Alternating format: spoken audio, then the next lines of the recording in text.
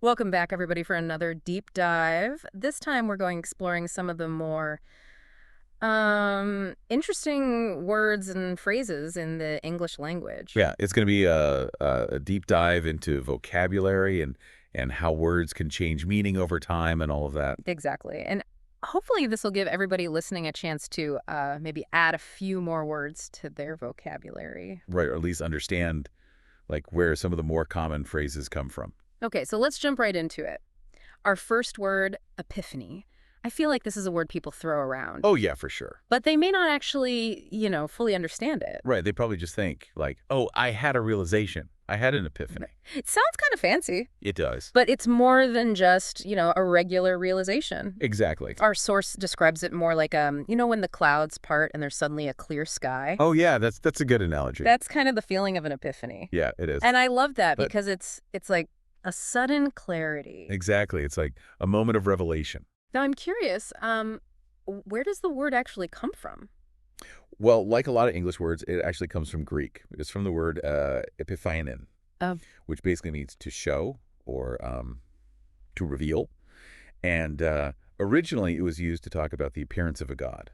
oh, wow. So like an actual divine being, coming down? Exactly. Yeah. It had like a much more powerful, almost religious meaning back then. Wow. So it's interesting how it's evolved, right? From like, Definitely. an appearance of God to just like, Yeah, like I realized yeah, I forgot my keys. That's yeah, my epiphany. yeah, but even in those everyday moments, like there's still that sense of sudden understanding, like a light bulb going off. Yeah, that's a good way to think of it. Yeah, and our source actually gives a really good example of how the word is used.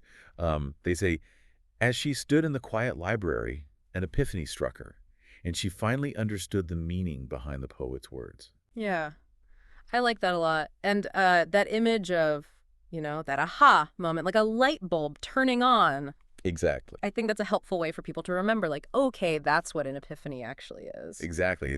It's not just any thought. It's like a sudden moment of clarity, you know.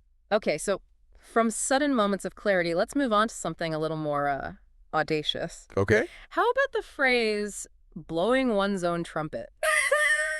Because this always makes me laugh. Because I can just picture somebody like walking down the street With a trumpet, with a giant trumpet. like announcing themselves. Like, hey, everybody, look at me. Exactly. Like, here I am. But I'm curious, is there like a historical connection to that? Like, did people really walk around Oh, yeah. blowing their own trumpets? Yeah. Well, not exactly walking down the street, but historically, trumpets were used to announce, important people, Oh, okay. like on a battlefield Oh, okay. or for like, ceremonies and stuff. So it's like a way to command attention. Exactly. It's a way of, being like, hey, look at me. I'm important. And now instead of a battlefield, it's, The office. the office. Exactly. Right. Or social media or whatever. Yeah. And it's less about a literal trumpet and more about just, bragging about yourself. Exactly. Okay, so the essence of the idiom's the same. Yes. It's just the context has changed a bit. Yeah, exactly. And our source gives the example, he loves to blow his own trumpet about his promotion at work. Oh, yeah, we all know that guy. We all know that guy. The one who won't stop talking about Exactly. how great they are. Yeah. But I guess there is a fine line, right, between Oh, for sure. healthy confidence Yeah, you can be proud of your accomplishments. and then just being. A jerk. Yeah, don't be that guy with the trumpet. Yeah, exactly. Okay, now let's shift gears a little bit and talk about a phrase that's a bit more subtle to dawn on. And I like how our source uses the analogy of a sunrise Yes. with light gradually spreading. Yeah, that's a really good way to think about it. It's not like a sudden flash of insight. It's more like a gradual realization. Okay, but isn't there like a moment where it does kind of click? Yeah, I guess you could say that. Yeah. It's like the moment the sun finally crests the horizon. The light's been increasing, but there's that point where you can actually see it. Okay. So even though the process leading up to it might be gradual, the realization itself can still feel quite sudden. Okay, so it's like the pieces are slowly coming together, Yeah, and then suddenly he was like, oh, okay, I get it now. exactly. Yeah. And our source actually gives a great example. They say it suddenly dawned on her that she had taken the wrong bus. Oh, I've definitely been there. Oh, yeah, we all have. And that feeling of like, wait a minute, Where am I? This is not Yeah. smart. Exactly. Okay. I find the evolution of words so fascinating, and I know you do too. Oh, absolutely. Yeah. It's amazing how meanings can shift and change over time. Yeah, and like how, something that maybe started out one way can end up, Totally different. yeah, meaning something completely different. Yeah. Take, for example, the word cheeky. Like, this is such I think, a uniquely British term. It is. And it's hard to kind of, like, define because it's more than just being bold. Yeah, it's more nuanced than that. It's like being a little bit, Mischievous. mischievous. Yeah, but in a playful way. Playful way, yeah. It's not mean-spirited. It's like you're pushing the boundaries a little bit. But with a smile. Exactly, with a twinkle in your eye. And it's interesting because the word itself, like its evolution, is quite fascinating. Yeah. It originally just referred to the sides of the face, your Yeah. cheeks. Oh, wow. So how did it go from, like, a literal body part I know, it's weird. to, like, describing, a personality trait? Well, it's like over time, cheeky started to be used to describe the expressions you make with your cheeks, Yeah. sticking your tongue out, winking, that sort of thing.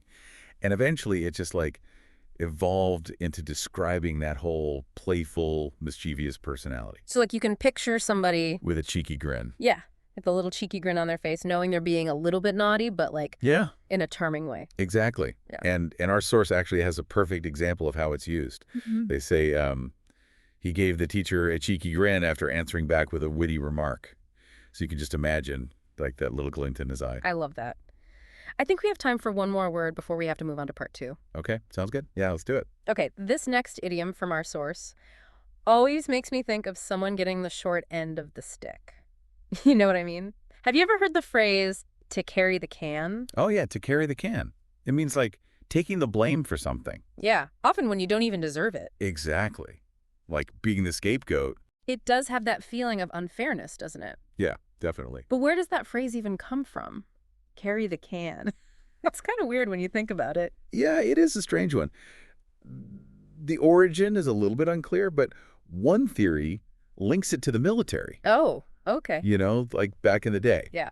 So imagine a group of soldiers sharing like rations or water from a can. Okay, yeah. And if they were caught breaking the rules, the one holding the can would often be the one punished, even if everyone was involved. Oh, that makes sense. So it's like you're the one who gets caught? Exactly. Like caught red-handed with a can. Yeah, and you're left holding the bag. Or the can in this For case. the can. Literally, our source gives the example. Despite having no involvement in the decision, she was left to carry the can when things went wrong. Oof. Yeah, that's rough. It does feel very unfair, doesn't it? It does, and I think it's something that happens a lot, Yeah. Like in workplaces, Oh, totally. Yeah. in politics, even in like personal relationships. It's a good reminder to, like, look beyond the surface Absolutely. and see who's really responsible. For sure. Okay, let's completely change gears here. Let's talk about a word that's always seemed a bit mystical to me. Serendipity. Oh, serendipity. I love that word. It just sounds magical, doesn't it? It does. It's Yeah. like those happy accidents, those unexpected discoveries. Yeah, it's like finding a $20 bill in your pocket Yes. when you thought you were broke. Or bumping into an old friend you haven't seen in years. Yeah, exactly. Those moments where you're like, wow, what are the chances? Yeah, and the word itself has a really cool backstory. It was coined by a writer named Horace Walpole Okay. back in the 18th It's century. 18th century. Okay. Yeah, and he was inspired by a Persian fairy tale Oh, wow. called The Three Princes of Serendip. Interesting. And in the story, these princes, they're always making these fortunate discoveries just by chance, So they were like walking good luck charms. basically. And Walpole, he loved that idea Yeah. of these chance encounters leading to good things. Yeah, like lucky accidents almost. Yeah, and he captured that in the word serendipity. I like that a lot. Okay, speaking of chance encounters, maybe we'll stumble upon some serendipity in our next word. This one's a little cheeky, no pun intended. Pulling someone's leg. Oh, pulling someone's leg, a classic. Classic. But, like, where does that even come from? Like, did people really go around? And I know, it's such a weird image, right? Yeah, just, like, pulling on people's legs. Yeah, like what's that about? Well, the exact origin is debated. Okay. But there is one theory that's pretty interesting. It might actually be connected to street thieves. Street thieves. Really? Yeah. I would have never guessed that. It's true. So basically the idea is that these thieves would trip their victims by pulling on their legs to make it easier to rob them. Oh, wow. That's, Little bit dark. yeah, a little bit darker than I was expecting. Yeah. Not so funny anymore. Nah, not so much. But I Yeah. guess it's good that the meaning has changed. Oh, yeah, for sure. To something a little more lighthearted. Much more lighthearted. Today, it just means to, like, playfully tease someone. Yeah, like a harmless joke. Exactly. Yeah. But, just goes to show that even these, like, common, everyday phrases can have these surprising, sometimes dark origins. Yeah, you never know what you're going to find when you start digging into these things. That's the fun of it. It is. Okay, before we wrap up this part of our deep dive, I want to talk about a word that always evokes a sense of adventure for me. Wanderlust. Ah, wanderlust.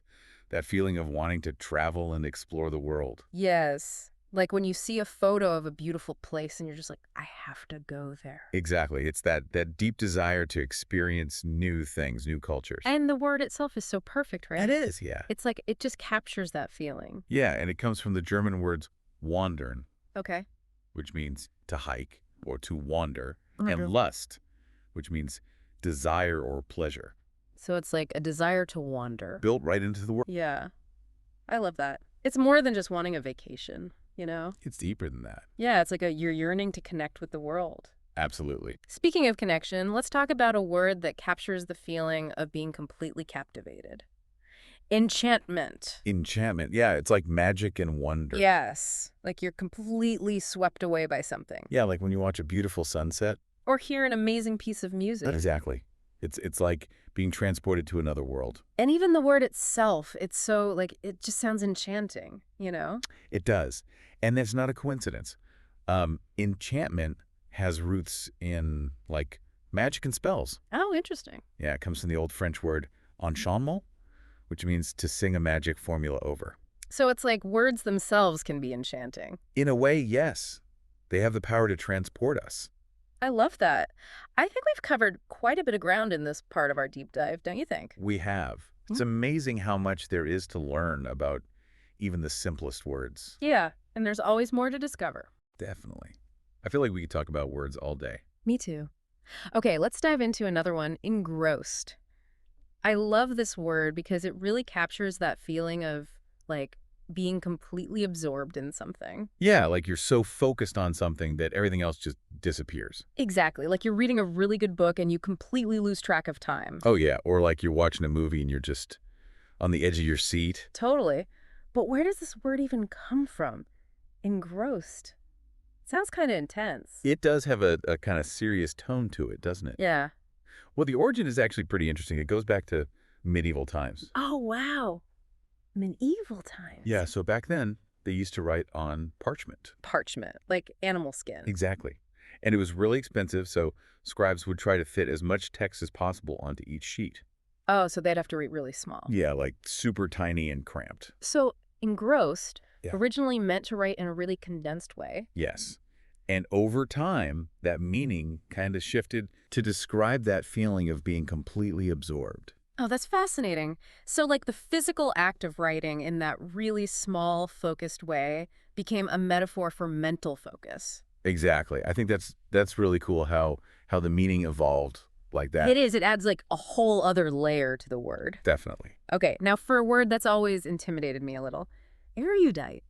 It just sounds so like scholarly and intellectual. Erudite definitely has that like air of knowledge about it. Yeah, like you have to be a professor or something to be erudite. Well, I wouldn't say that. I mean, it does describe someone who's very learned and well-read. Okay. But it doesn't have to be just about formal education. Oh. Like someone could be erudite about, say, comic books Really? or video games or anything, really. So it's more about just having like a deep understanding of a particular subject. Exactly. Like you've really dedicated yourself to learning about something and you have like a wealth of knowledge. I like that. So erudite doesn't have to be intimidating after all. Not at all. It's really just about celebrating knowledge and passion. Well, I think we've covered a lot of ground in this deep dive into English vocabulary. We have. And it's been a lot of fun exploring all these different words and phrases. It really has. I hope our listeners have enjoyed this journey into the sometimes strange, always fascinating world of English vocabulary. Me too. And hopefully everyone's learned a few new words along the way. Or at least gained a new appreciation for the words they already use. Exactly. Because language is so powerful. It really is. And the more we understand about it, the better we can use it to connect with each other and with the world around us. I couldn't agree more. So keep exploring, keep learning, and keep having fun with language. Beautifully said. Until next time, happy wordsmithing, everyone.